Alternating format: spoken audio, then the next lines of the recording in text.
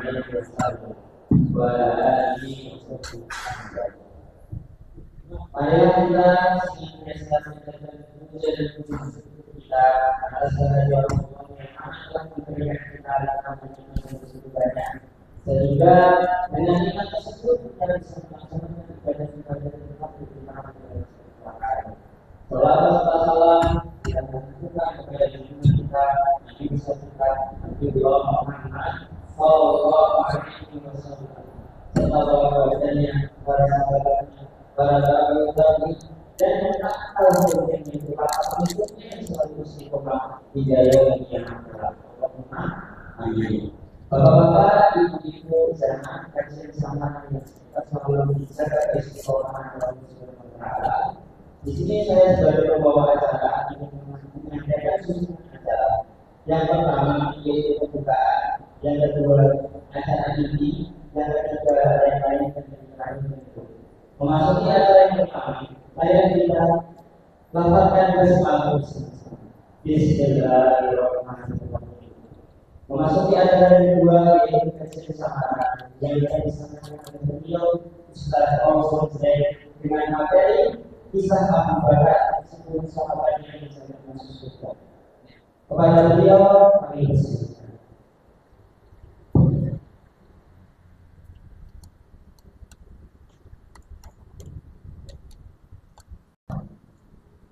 Assalamualaikum warahmatullahi wabarakatuh. Innal hamdalillah nahmaduhu wa nasta'inuhu wa nastaghfiruh wa na'udzu billahi min shururi anfusina wa sayyiati a'malina. Man yahdihillahu fala mudilla lahu wa may yudlil falan tajida lahu waliyyan mursyida. Asyhadu an la ilaha illallah wa asyhadu anna Muhammadan 'abduhu wa rasuluh. Allahumma salli wa sallim wa barik ala sayyidina Muhammadin wa ala alihi wa ashabihi ajma'in. Allahumma la ilma lana illa ma 'allamtana innaka antal alimul hakim. Allahumma faqihna fi dinika wa 'allimna ta'wila kitabika ya 'alim. Allahumma ya mu'allima Ibrahim wa Musa 'allimna wa ya mufahhima Sulaiman fahimna. Allahumma 'allimna ma yanfa'una wanfa'na bima 'allamtana warzuqna al-'amala bima 'allamtana wa zidna ilman wa 'amalan ya arhamar rahimin.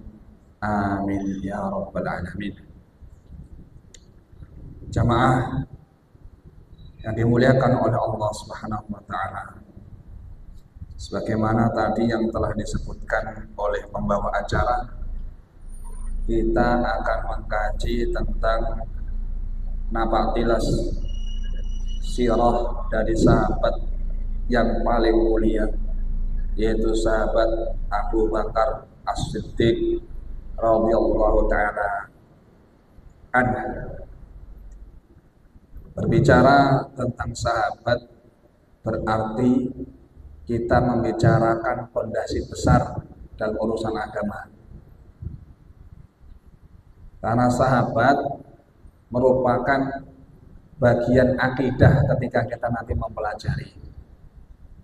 Terutama kita ahli sunnah wal jamaah harus meyakini bahwa semua sahabat kulluhum udulun, semua dari mereka adil. Maksud adil di sini apa? Sahabat la yakdzibuna 'alan nabi. Mereka tidak ditemui satupun di antaranya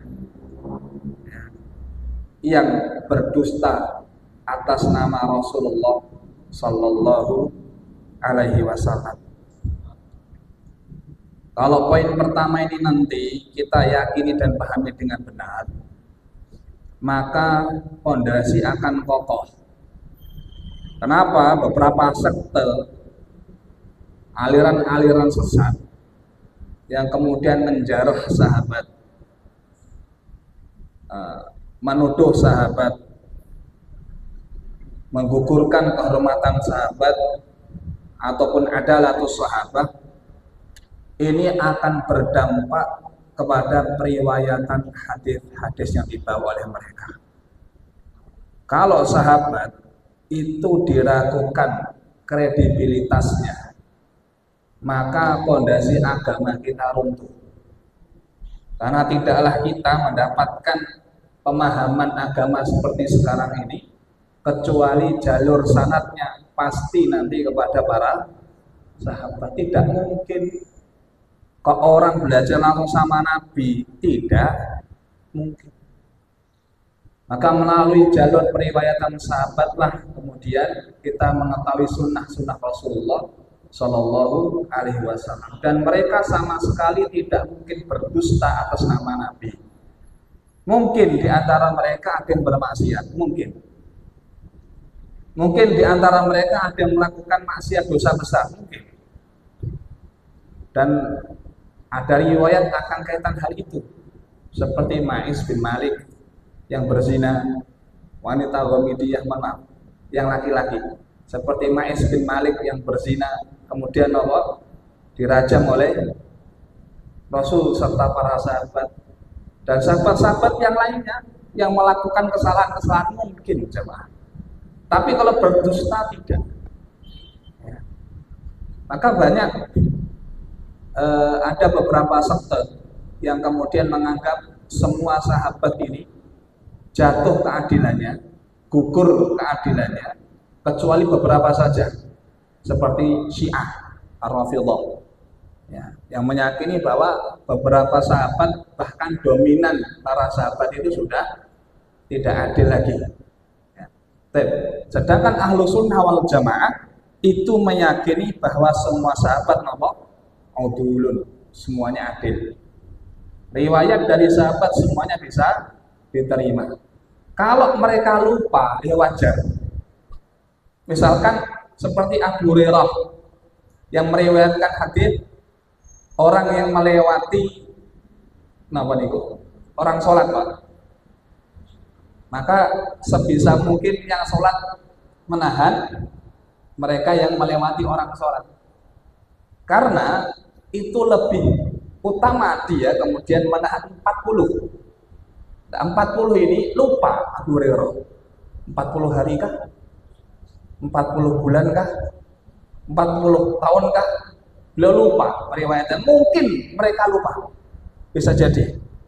Atau mungkin ada beberapa yang pikun, bisa jadi. Tapi kalau berdusta atas nama Nabi tidak mungkin dilakukan oleh para sahabat. Itu poin pertama. Kemudian poin yang berikutnya tentang para sahabat, sebelum nanti kita masuk kepada sahabat mulia Abu Bakar As-Siddiq, yang perlu kita pahami bahwa semua sahabat itu diridhai oleh Allah Subhanahu wa taala. Sebagaimana firman Allah, was-sabiqunal awwaluna minal muhajirin wal ansar walladzina tabauhum bi ihsanin radhiyallahu anhum wa radu anhu. Was-sabiqun, dan orang-orang terdahulu minal muhajirin, dari kalangan muhajirin, wal ansor, kalangan ansor, walladzina tabauhum, dan mereka yang mengikuti orang-orang tadi ya, dengan kebaikan, radhiyallahu anhum wa radu anhu, Allah meridhai mereka dan mereka meridhai Allah. Jadi langsung mereka mendapatkan lakob, disematkan langsung di belakang namanya Pak, diridhoi oleh Allah Subhanahu wa taala. Rasulullah juga menyampaikan, la tasubbu ashabi, janganlah kalian mencela sahabat-sahabatku. Lau anfaqa ahadukum, jikalau orang di antara kalian menginfakkan mithla Uhud dhahaban, seperti gunung Uhud emas seperti gunung Uhud. Kata beliau, ma balagha mudda ahadin aw nisfa muddihi, tidak setara dengan satu mud yang mereka keluarkan atau setengah mud, itu tidak setara jemaah. Satu mud itu pinten Pak? Satu mut itu kurang lebih 2,8 kilo. Satu mut. Ya, enten memiliki yang infak sampai 2,8 kilo emas. Sok itu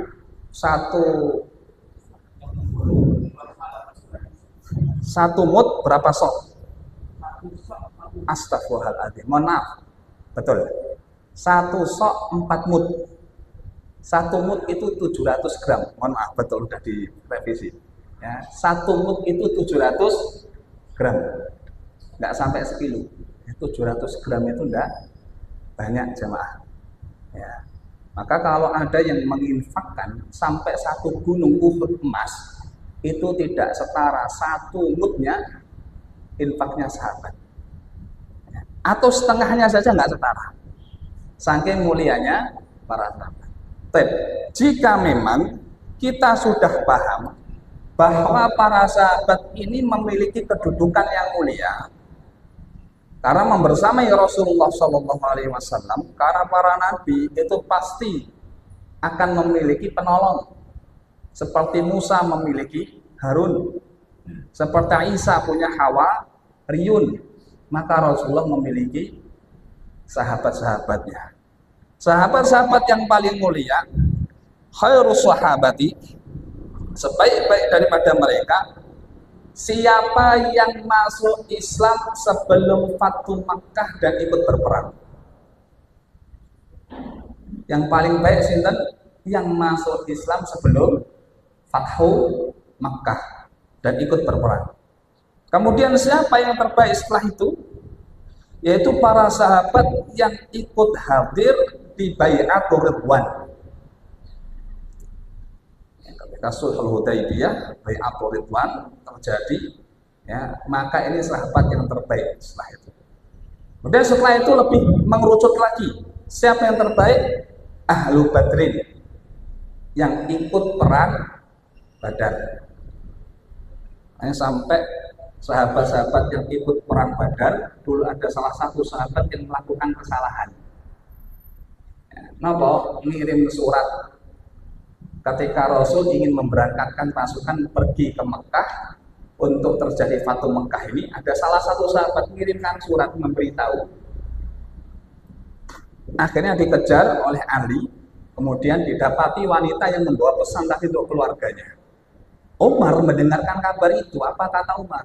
Ya Rasulullah, biarkan aku penggal lehernya. Apa kata Nabi? Tidak ya Umar. Dia sahabat yang ikut perang Badar. If'al ma syi'tum qad ghafarallahu lakum. Kerjakan sesuka kalian, Allah telah mengampuni kalian. Perang Badar. Kemarin telah kita sampaikan seperti apa nuansa perang Badar ya. Niatnya enggak perang, tiba-tiba jadi ini nopo? Perang. Ya wajar mereka mulia, wajar. Kemudian sinten? Setelah itu adalah orang-orang muhajir. Orang-orang yang hijrah dari Mekah ke Madinah. Setelah itu al-ashrah al-mubashshiruna bil jannah, yaitu 10 orang yang langsung Rasulullah SAW berikan berita gembira bahwa orang ini dijamin masuk surga. Jadi yang paling mulia 10 orang yang dijamin masuk surga. Atasnya siapa? 4 khalifah. Kalau dikerucutkan lagi sinten? 4 khalifah. Kalau dikerucutkan lagi, siapa yang paling utama di antara semua sahabat? Abu Bakar As-Siddiq radhiyallahu anhu. Sebagaimana diriwayatkan, lau wudi'ah imanu Abi Bakrin fi kiffatin wa ahlul ardi fi kiffatin la rajaha bihim.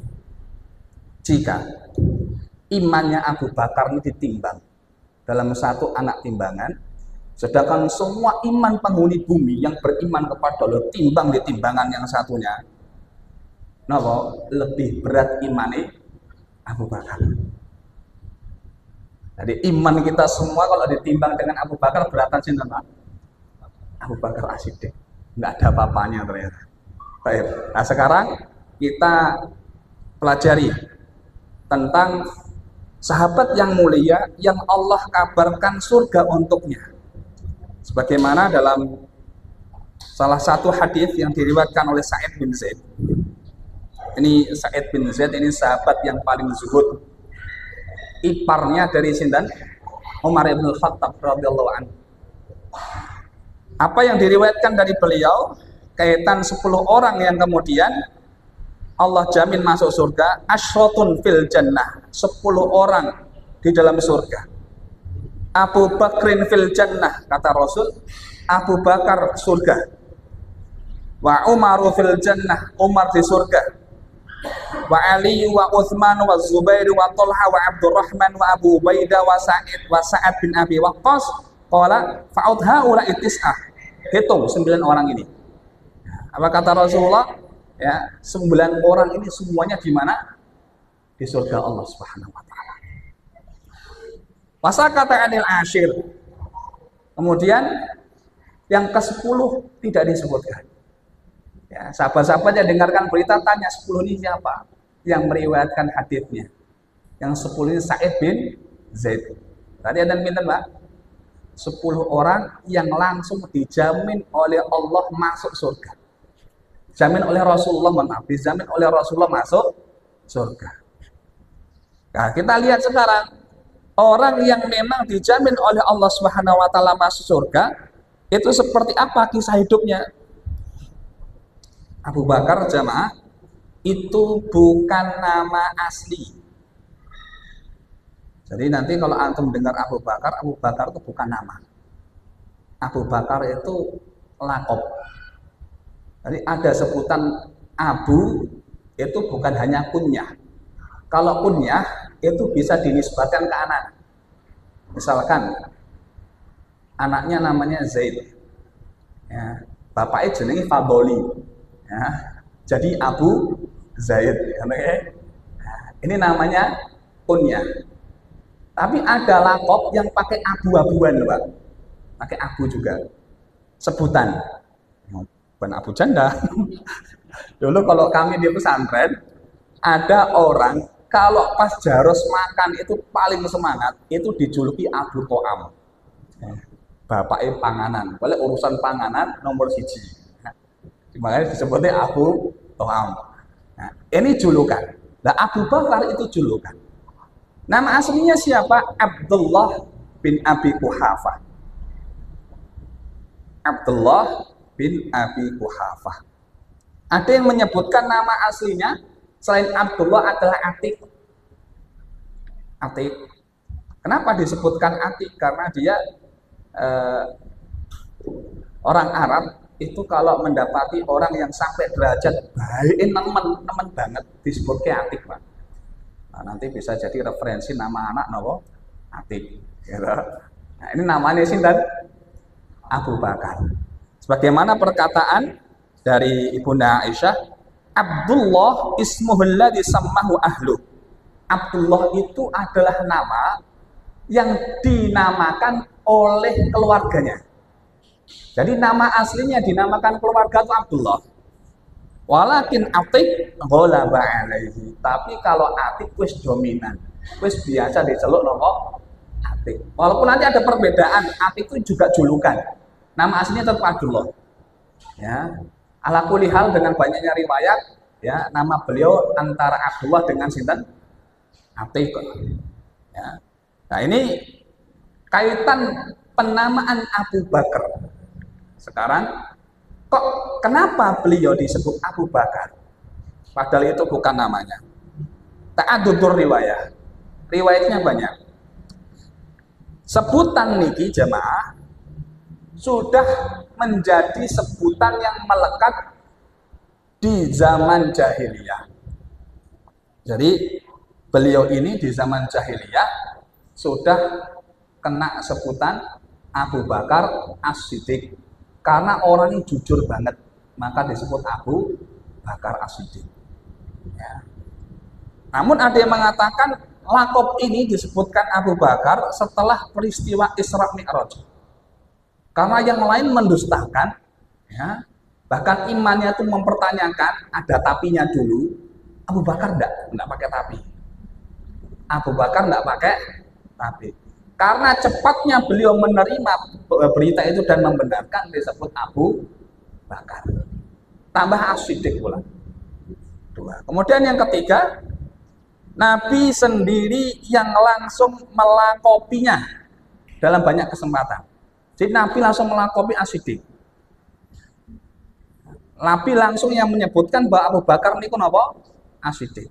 Seperti dalam satu riwayat, ketika Rasul bersama 3 orang sahabat. Di situ ada Abu Bakar, ada Umar, kemudian ada Uthman.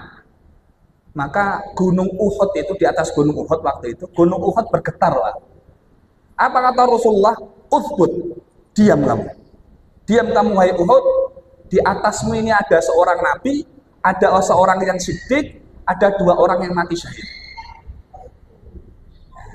Ini Nabi masih hidup dan beliau mengabarkan 2 orang yang mati syahid. Nanti apa yang disampaikan Nabi betul-betul terjadi. Umar mati terbunuh, meninggal terbunuh. Uthman meninggal juga terbunuh. Dua-duanya syahid. Ya, di atasmu ini ada seorang Nabi, ada As-Siddiq. Nah, langsung Rasulullah menyebutkan As-Siddiq yang menjadi lakopnya Abu Bakar As-Siddiq. Baik. Maka Imam Nawawi jamaah di dalam Kitabul Adhkar beliau memberikan bab jawazu walistihbabu wastihbabul laqabi alladhi yuhibbu sahibuh. Boleh, bahkan dianjurkan memberikan julukan kepada seseorang kalau orang itu suka, Pak. Ini biasanya orang Indonesia tuh suka ngasih julukan. Ya. Kalau dia suka, boleh. Ya, masalahnya julukannya sing aneh-aneh. Ya, nama bagus-bagus Abdullah jadi bedol ini nggak apik. Ya, kira-kira julukan apa yang memang bagus? Nama Fauzi jadi Puya. Nah ini kan malah api-api Fauzi, ya kan? Nah ini makanya boleh ngasih julukan boleh. Ya, kadang-kala karena tingginya level pertemanan, kalau nggak ngasih julukan nggak enak. Kalau julukan itu dicintai boleh. Seperti yang disampaikan oleh Sinten Imam An-Nawawi rahimahullah ta'ala. Sedangkan untuk ciri fisiknya, ada ciri fisiknya, Pak. Abu Bakar itu ciri fisiknya apa? Beliau tinggi. Maaf, beliau kurus. Nakhif, kurus. Orangnya lembut, latif. Kurus, lembut, kemudian apa? Janggut di pipinya ini. Nah, kita nggak usah maksakan ada janggut di pipi, Pak. Namanya janggut di sebelah kanan kiri pipi itu tipis, nggak terlalu tebal.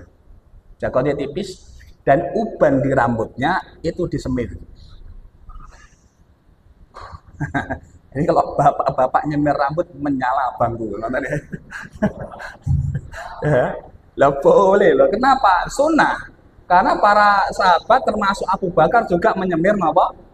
Uban, tapi hindari warna hitam. Yang kira-kira pantas nih konopo. Masalahnya kalau disemir merah tempat kita nih nggak pantas juga. Kayak cah berandalan, padahal ustadz.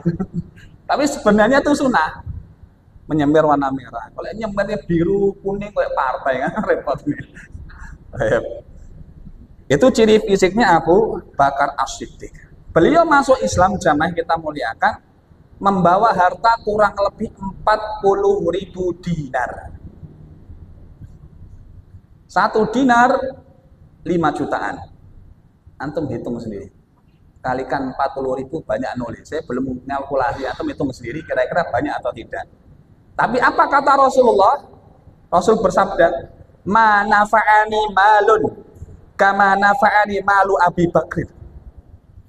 Tidak manfaat harta-harta, ya, bagiku tidak manfaat harta-harta kecuali hartanya Abu Bakar As-Siddiq. Jadi sebanyak itu hartanya, beliau juga banyak menginfakkan di jalan Allah. Bahkan dalam satu riwayat, ketika salah satu peperangan, Umar ingin berlomba-lomba dengan Abu Bakar. Yang disedekahkan pinten, Pak? Setengah harta. Abu Bakar seluruhnya, enggak main-main ini orangnya, Pak. Seluruhnya disedekahkan. Ya, bahkan Rasul sampai tanya, kau tinggalkan untuk keluargamu siapa? Apa kata Abu Bakar? Allah dan Rasulnya. Nah, ini menarik nih Pak. Ya, Abu Bakar ini dengan kesuhudannya, dengan kewaroannya yang luar biasa. Bahkan nanti kalau kita baca sirahnya ketika naik jadi khilafah nih Pak, wes sah jadi khilafah. Cik jualan baju ning pasar, ketemu sama Umar dimarahin. Piye tau jadi kok malah dodolan klambi. Apa kata Abu Bakar? Kalau saya nggak melakukan ini, terus nafkah keluargaku ini apa? Berarti dulu nggak digaji, Pak. Awal-awalnya belum digaji. Akhirnya Umar mengusulkan untuk gaji dari Baitul Mal untuk para pemimpin Islam. Akhirnya Abu Bakar fokus menjadi apa? Khalifah. Baik. Jamaah yang kita muliakan, sekarang kita berbicara tentang keutamaan Abu Bakar As-Siddiq. Keutamaan yang pertama, Abu Bakar adalah orang yang paling dicintai oleh Rasulullah Sallallahu Alaihi Wasallam. Orang yang paling dicintai oleh Nabi adalah Abu Bakar As-Siddiq. Sebagaimana pertanyaan Amr ibn al-As kepada Rasul, ya Rasulullah, ayur rijali ahabbu ilaika, ya Nabi, laki-laki yang mana yang paling kamu cintai? Maka apa kata Rasulullah? Abu Bakrin. Singkat padat jelas. Siapa yang paling dicintai Pak? Abu Bakar. Walaupun nanti dalam riwayat yang lain setelah Rasul mengucapkan Abu Bakar, ada Umar Pak Ketut. Abu Bakar wa Umar, dua orang ini. Ya, dan ini nanti akan menjadi urutan ya, keutamaan para sahabat setelah Abu Bakar niku sinten? Umar. Nah, makanya kalau antum nanti baca tentang pendapat-pendapat Syiah, dua orang ini ingin ditiadakan oleh mereka. Dan dituduh oleh orang-orang Syiah, Abu Bakar dan Umar ini merebut kekuasaannya Ali. Harusnya yang berhak menjadi khalifah sinten? Ali. Bahkan Ali sendiri yang menyebutkan tentang keutamaan ini sinten?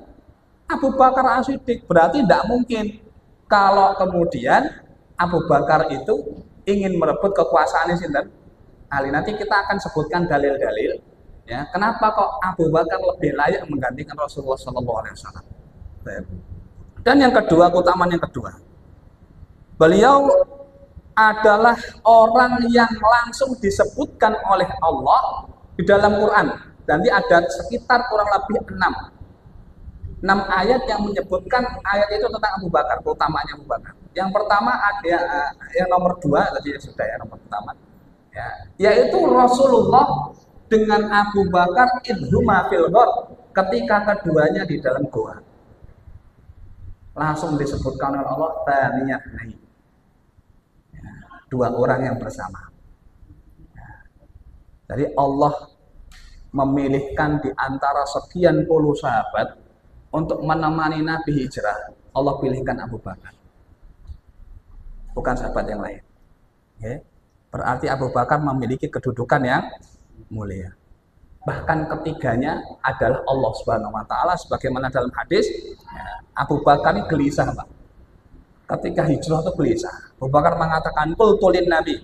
Aku berkata kepada Rasulullah, "Wa ana fil ghar," sedangkan aku waktu itu di dalam goa. "Lau anna ahadahum." Jikalau salah satu di antara mereka orang Quraisy yang kemudian mengikuti mereka, itu mengikuti jejaknya, sudah berada di mulut gua, nadhara tahta qadamaihi la absarona. Kalau mereka ini mau melihat ke arah kakinya, pasti melihat kami berdua. Faqala sallallahu alaihi wasallam, akan Nabi kemudian bersabda, "Ma dhannuka ya Abu Bakar?" Ya, bagaimana menurutmu hai Abu Bakar? Bitsnaini Allahu thalithuhuma, dengan dua orang yang Allah ketiganya. Berarti memang Abu Bakar ini apa Pak? Orang yang mulia. Kemudian yang ketiga, Abu Bakar As-Siddiq yang membenarkan Rasulullah SAW dalam banyak kejadian. Dinamakan As-Siddiq, juga Allah memujinya dengan sebutan As-Siddiq. Sebagaimana di dalam surah Az-Zumar Allah berfirman, "Walladzi jaa'a bis-sidqi wa shaddaqa bihi ulaika humul muttaqun." Dan dia yang datang dengan kebenaran, wa shaddaqa bihi, dan yang membenarkannya, mereka itulah orang-orang yang bertakwa. Yang dimaksud dengan yang membenarkan di sini adalah Abu Bakar As-Siddiq. Langsung dipuji Allah dalam Qur'annya. Dan yang keempat, bahwasanya Abu Bakar adalah orang yang langsung memerangi, mencegah terjadinya kemurtadan. Jadi Umar itu ketika Rasul meninggal, pemilihan nanti panasnya pemilihan khalifah nih Pak, Umar ini nggak mau selama masih ada Abu Bakar. Ya. Karena ini bukan hal yang mudah. Waktu itu ya kondisinya nomor kredit lah, karena banyak orang yang kemudian keluar dari Islam, yang kemudian menahan zakat, nggak mau mengeluarkan lagi. Kemudian di Yamamah ada nabi palsu, sing ngaku-ngaku nabi, Musailamah al-Kadzab, itu di zamannya Abu Bakar As-Siddiq. Pokoknya zaman itu tidak kondusif. Maka Abu Bakar yang kelihatannya tuh nopo, beliau ini orangnya santun, lembut, tegas dalam kaitan nopo memerangi orang yang murtad, tegas betul. Hal ini sebagaimana firman Allah, "May yartadda minkum ya ayyuhalladzina amanu may yartadda minkum an dinihi fasawfa ya'tillahu biqaumin yuhibbuhum wa yuhibbuna." Orang-orang yang beriman, barang siapa di antara kalian murtad dari agamanya, maka Allah akan datangkan suatu kaum yang mencintai Allah, yang Allah mencintai mereka dan mereka mencintai Allah. Apa kata Ali kaitan ayat ini? Ali mengatakan, yang dimaksud mereka dicintai oleh Allah adalah Abu Bakar dan sahabat-sahabatnya. Itu yang berapa tadi Pak? 4. Dan yang kelima,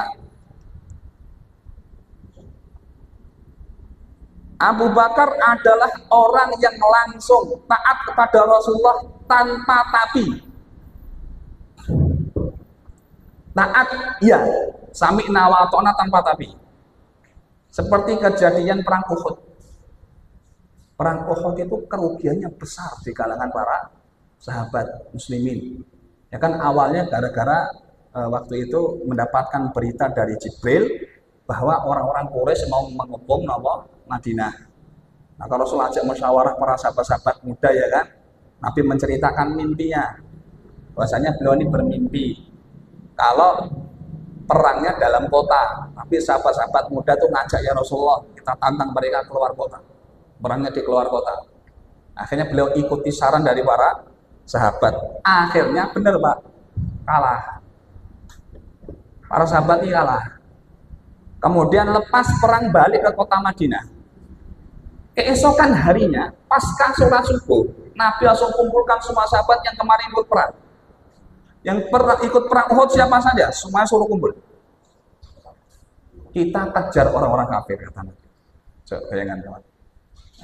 Mengalami kekalahan pas perang Uhud, sahabat banyak yang terluka-luka, bahkan ada yang kemudian betisnya terluka, ya, pokoknya penuh dengan luka. Dikumpulkan sholat subuh oleh Rasulullah. Apa kata Nabi? Yuk kita kejar mereka. Panjenengan baru capek-capeknya pulang safar, nggak sakit ya nggak luka loh nih. Diajak safar lagi, mereka Pak. Ayo sih, waduh, bayangannya itu sudah nggak enak, teman. Nah ini kondisi luka loh Pak. Di antara mereka semua, Abu Bakar dan 70 sahabat tanpa menanyakan apapun, kami siap ya.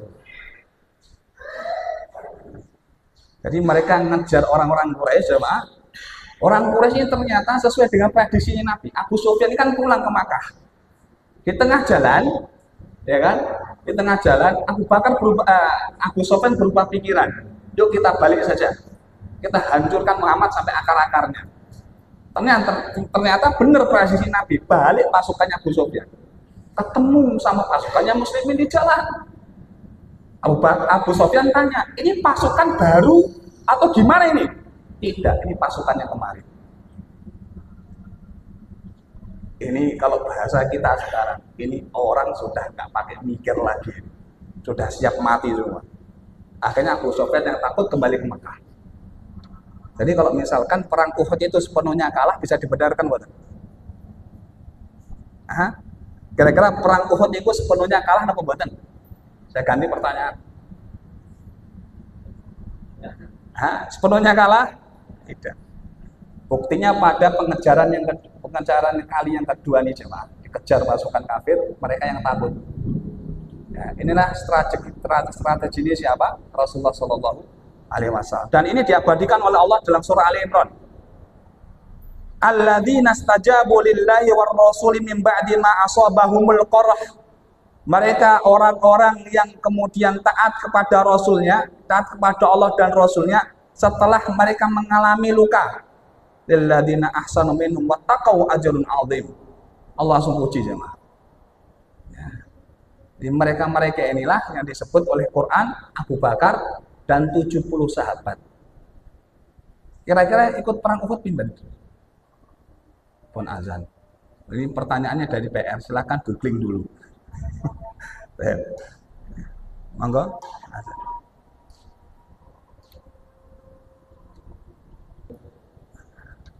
Jamaah yang kita muliakan, kita lanjutkan kaitan kajian ini. Tadi dipesani oleh panitia tidak ada tanya jawab, kita lanjut. Soalnya ini kalau mau dilangsungkan sepertinya tidak selesai. Mungkin beberapa poin kita tidak baca, kita langsung mungkin nanti di akhir hayatnya siapa? Abu Bakar As-Siddiq. Tapi saya tambahin 2 poin kaitan keutamaannya Abu Bakar. Keutamaan berikutnya, Abu Bakar termasuk al-atqa, yang paling bertakwa. Hal ini disebutkan Allah dalam surah Al-Lail. Fasayujannabuhal atqa alladzi yu'ti malahu yatazakka wa ma li ahadin 'indahu min ni'matin tujza illa batigha wajhi rabbihil a'la wala sawfa yarda. Ini ayat jenengan nanti baca artinya berkaitan tentang karakternya Abu Bakar. Jadi Allah menyebutkan tentang karakternya Abu Bakar. Yang paling bertakwa siapa? Abu Bakar. Kemudian poin berikutnya, Abu Bakar termasuk ulul fadl, orang yang diberikan oleh Allah karunia, keutamaan. Terutama keutamaan dalam masalah harta dan sedekah, yaitu ayat yang berkaitan tentang diturunkannya kesucian Ibunda Aisyah langsung dari langit ke-7. Ketika Ibunda Aisyah, anaknya Abu Bakar, dituduh melakukan zina, maka langsung Allah Subhanahu wa taala sucikan dengan surah An-Nur ayat 11, innal ladzina ja'u bil ifki usbatun minkum, yaitu orang-orang yang datang dengan berita dusta itu bagian dari kalian, kata Allah. Berarti ada sahabat-sahabat yang ikut menyebarkan berita dusta. Ya, ini juga ngati-ngati Pak. Jadi kadang-kala berita yang nggak benar itu nyebarkannya orang beriman juga. Makanya sampai sekarang ini detik ini lambe turah yo payu. Karena yang beriman juga seneng itu dengarkannya. Urusan rumah tangga orang itu sing gandumi juga banyak itu loh Pak.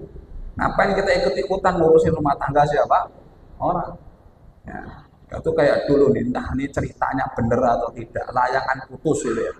Itu emak-emak ikut baper Pak, nggak tahu saya. Padahal ngalami juga tidak. Entah itu solidaritas para wanita atau apa, saya juga nggak tahu itu. Padahal ngalami aja enggak. Makanya ketika kisah tentang Ibunda Aisyah menyebar di Madinah, itu viral sama Madinah. Bukan hanya satu dua orang, sak Madinah tahu semua. Bahkan sahabat ikut menceritakan ini. Ya, salah satunya 4 orang yang paling banyak andil bercerita. Salah satunya Mistah bin Uthathah. Lah Mistah itu sepupunya Abu Bakar dewe. Sepupunya dewe. Apunten. Yang ngasih biaya itu Abu Bakar. Dia ini termasuk orang yang tidak mampu. Wis muhajir, fakir, ya toh. sing ngasih nafkah Abu Bakar. Melok-melok, nah nyebarkan berita. Maka Abu Bakar pas dengar berita ini, apa kata beliau? Demi Allah, aku tidak akan lagi kasih nafkah Mistah. Allah turunkan ayat, wala ya'tali ulul fadli minkum wasa'ati ayyutu. Janganlah bersumpah orang yang diberikan karunia. Kalimatnya ulul fadl. Untuk siapa? Abu Bakar. Abu Bakar, jangan kamu bersumpah untuk tidak memberikan kepada siapa? Ulil qurba, kerabatmu. Nah, Mistah ini kerabatnya. Sudah gitu sinten? Mama wal masakin, orang miskin. Nah, Mistah ini miskin. Wal muhajirin, nah, Mistah ini muhajir fisabilillah, ikut pergi hijrah dari Makkah ke Madinah. Wal ya'fu wal yasfahu, hendaknya memaafkan dan berlapang dada. Ya, ala tuhibbuna ayyaghfirallahu lakum. Kamu mau ndak Allah berikan ampunan? Ketika ayat ini turun, apa kata Abu Bakar? Ya. Bala, benar. Wallahi, demi Allah, inni la uhibbu ayyaghfirallahu li. Aku benar-benar suka Allah ampuni aku. Ya. Faraja ila Mistah an-nafaqata. Kemudian Abu Bakar ngasih lagi nafkah ke Mistah. Pak, jenengan pernah berbuat baik sama kerabat, tapi nodong dari belakang. Piye bahasane, Pak? Pripun? Ini banyak loh kisah. Jadi TKI keluar negeri, ngoten nggih.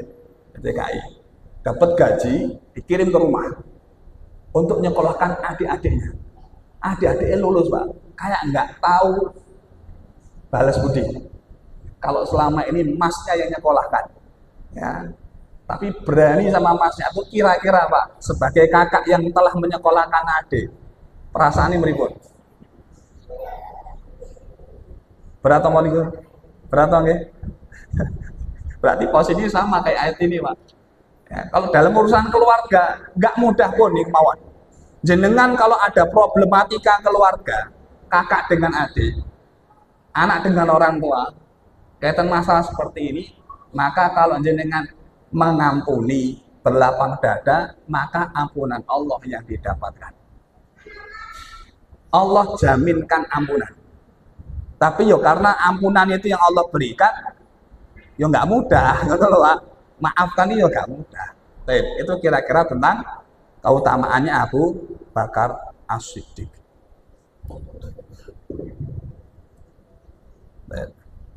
Kemudian ketika Rasulullah Shallallahu Alaihi Wasallam itu meninggal dunia, jemaah, nah kita langsung di bab Tauliyatu Abi Bakrin, pengangkatan Abu Bakar menjadi khalifah. Jadi ketika Rasul itu meninggal dunia, Rasul tidak segera dikebumikan. Ya. Kalau yang saya baca dalam riwayat kurang lebih 3 hari baru kemudian diprosesi. Bagaimana pemakaman Rasulullah SAW dimandikan, ya, dikafani, disolatkan, bahkan dikebumikan juga. Nah ini sebelum itu terjadi ternyata ada polemik. Ya, ini sampai nanti mengerucut, sampai hangat, Pak. Ini menjadi konflik kecil. Kalau bahasa kita, bahasanya sahabat itu kecil, tapi kalau untuk kita masih besar itu. Kenapa? Perbedaan yang berhak mimpin siapa. Jadi orang-orang Ansor itu mengajukan kandidat sendiri, Pak. Ansor mengajukan kandidat, ya. Mereka mengatakan minal amir wa minkumul amir. Ya. Orang Ansor ada pemimpin sendiri, Muhajir pemimpin dewi. Kira-kira kalau di kita gelut, kira-kira gelut mboten. Pemilihan kades wae bantai-bantaian kok. Ya. Kan konten toh nggih. Nah ini sahabat ini udah panas. Di mana? Di Thaqifah Bani Sa'idah. Terjadi musyawarah besar antara dua kelompok Muhajirin dengan Ansor. Maka Umar dengan Abu Bakar itu segera berlari ketika mendengarkan kabar Rasulullah meninggal dunia. Berlari untuk kemudian mendatangi Ansor, meredam program. Kemudian Abu Bakar ngajak bicara mereka. Mereka punya dalil, sebutkan dalilnya. Kemudian Abu Bakar setelah mendengarkan penjelasan mereka, ini singkat kisahnya, Pak. Ini panjang soalnya. Ya, Abu Bakar kemudian mengatakan, lau salakan nasu wadiyan laqad alimtum anna Rasulullah sallallahu alaihi wasallam qala, kalian juga sudah tahu Rasulullah pernah bersabda kepada orang-orang Ansor, dikatakan begitu. Lau salakan nasu wadiyan, jika manusia ini melewati wadi. Wadi itu lembah. Jika manusia melewati lembah, wasalakatil ansoru wadiyan, orang-orang Ansor melewati lembah. Wasalaktu wadil Ansor, maka aku akan ikut jalannya orang Ansor. Walaqad alimta ya Sa'ad, ini terjadi diskusi antara beliau dengan Sa'ad bin Ubadah. Ya. Walaqad alimta ya Sa'ad anna Rasulullah sallallahu alaihi wasallam qala wa anta qa'id. Kamu juga tahu sendiri wahai Sa'ad bahwasanya Rasulullah bersabda dan engkau waktu itu pemimpin. Ya. Dan engkau waktu itu mana qa'idun berarti duduk. Ya. Berarti duduk, tidak ikut. Ya. Apa kata Rasulullah? Quraisyun ulatu hadal amr. Quraisy yang akan memimpin urusan ini. Fabarrun nasi tabi'un li barrihim, dan sebaik-baik orang yang mengikuti kebaikan orang Quraisy. Fajirum tabi'un li fajirihim, yang fajir mengikuti fajirnya mereka. Faqala lahu Sa'ad, maka Sa'ad mengatakan, shadaqta, kamu benar. Nahnul wuzara wa antumul umara. Kami pelayan, kalian pemimpin. Akhirnya apa? Yang memanas tadi sudah mereda, orang-orang Ansor akhirnya taslim, pasrah, ya sudah, yang pemimpin orang Quraisy. Ya, maka disitulah kemudian Umar berkata kepada Abu Bakar, absid yadak. Nah, tanganmu mana, gitu ya. Ya, ubayyuka, kamu tak baiat. Nah, jadi Umar tidak mau mencalonkan dirinya sendiri. Ketika melihat Abu Bakar dia lebih baik, maka tanganmu mana, tak baiat kamu. Fabasata yadahu fabaya'athu, maka Abu Bakar dibaiat oleh Umar dan dibaiat oleh orang-orang Muhajirin dan Ansor yang hadir di Thaqifah Bani Sa'idah. Jadi nanti baiatnya dua kali. Baiat yang pertama di Thaqifah Bani Sa'idah di ruang lingkup yang kecil, kemudian nanti secara umum kepada seluruh kaum muslimin. Baik. Umar kemudian mengatakan, wallahi, demi Allah, an uqaddama fatudrabu unuki, demi Allah, aku memajukan diriku untuk dipenggal leher, kata beliau. Ahabba ilayya, lebih aku cintai dibanding aku mengajukan diriku jadi pemimpin, sedangkan di situ ada Abu Bakar. Umar nggak mau. Ya, jadi antara Abu Bakar dengan Umar ada rebut-rebutan kepemimpinan, buatan. Kalau Syiah nuduh, berarti itu tuduhannya tanpa bukti. Dalam riwayat Abu Bakar, Umar saja tidak mau merebut ya kepemimpinannya Abu Bakar, bahkan mendorong dan mendukung. Baik. Kemudian isyarah, ini masih berapa menit? 3. Isyarah, tanda-tanda bahwasanya Abu Bakar itu diangkat menjadi pemimpin dengan banyak hal. Yang pertama, ketika datang seorang wanita kepada Rasulullah SAW menanyakan persoalan kepada beliau, ya.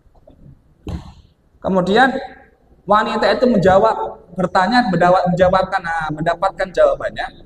Kemudian dia bertanya kepada Nabi, ya Rasulullah, jika aku datang lagi terus aku nggak dapati kamu, kepada siapa saya datang? Gitu.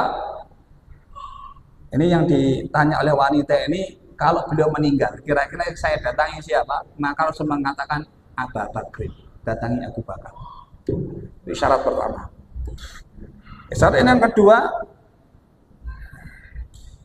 yaitu firman sabda Rasulullah, inilah adri, aku tidak tahu, maka derubakoi, sampai kapan aku ini masih hidup. Faktadu billadaini min ba'di wa asyara ila Abi Bakr wa Umar. Kemudian Rasul memberikan isyarat, ikuti dua orang sahabat, siapa? Abu Bakar dan Umar. Ini yang kedua, isyarat yang kedua. Isyarat yang ketiga adalah sabda Rasulullah yang berkata, muru Abu Bakrin falyusolli binnas. perintahkanlah Abu Bakar biar dia jadi imam dengan orang-orang yang lainnya. Muru Abu Bakar sampai diulangi 3 kali. Ya. Bahkan ketika ngomong sama Aisyah, ya Aisyah, muri Abu Bakar, perintahkan Abu Bakar untuk menjadi imam bagi manusia. Ini ibunda Aisyah komplain. Ya Rasul, Abu Bakar ini wonge bakar. Bakar ini dikit-dikit nangis, dikit-dikit nangis, dikit-dikit nangis. Khawatir sholatnya gak rampung-rampung. Dia sholat nangis terus ya. Kalau kita nih sholatnya ben rampungnya cepet kok. Ini Abu Bakar membaca ayat nangis lah. Baca ayat nangis, gak kuatan orangnya. Apa kemudian kata Rasulullah? Inna kunna sawahibu Yusuf. Kalian ini kayak sawahibunya Yusuf. Ngeyelan. Nabi ngomong Abu Bakar suruh imam, ya Abu Bakar imam. Kira-kira demikian. Kemudian Abu Bakar Pak meninggal karena sakit. Kurang lebih 15 hari beliau sakit. Kemudian beliau memberikan isyarat yang ditulis oleh Utsman bin Affan, menuliskan istikhlaf surat yang ditulis oleh Utsman, isinya bahwa Abu Bakar mengangkat Umar setelah meninggalnya dia, Umar yang menjadi khalifah. Langsung ditunjuk oleh sinten. Nanti cara dalam Islam itu 2, Pak. Ditunjuk langsung oleh pemimpin waktu itu, atau yang kedua melalui musyawarah syura. Ya, nanti ada dewan syura seperti Abu Bakar, Umar, seperti Umar, Utsman, Ali itu dewan syura, Tolhah dan sebagainya itu sahabat-sahabat. Abdurrahman bin Auf, itu sahabat-sahabat yang termasuk dewan syura. Kira-kira demikian. Saya cukupkan. Subhanakallah bihamdika asyhadu an la ilaha illa anta astaghfiruka wa atubu ilaik. Assalamualaikum warahmatullahi wabarakatuh.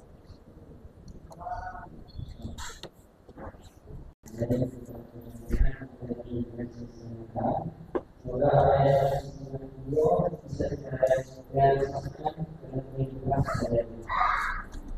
Memasuki acara sekarang dari lain-lain dari panitia sedikit membacaan informasi saldo pada tanggal 13 Agustus 2012, yaitu Rp3.103.000, pemasukan Rp626.000, pengeluaran Rp790.000.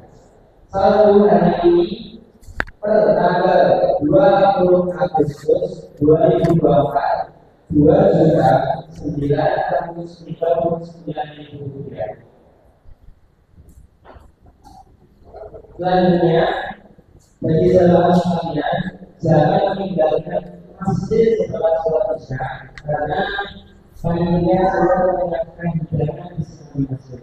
Kalau memasuki acara yang diperlukan, kita harus bersama-sama. Bagi saya, khususnya bersama Assalamualaikum warahmatullahi wabarakatuh.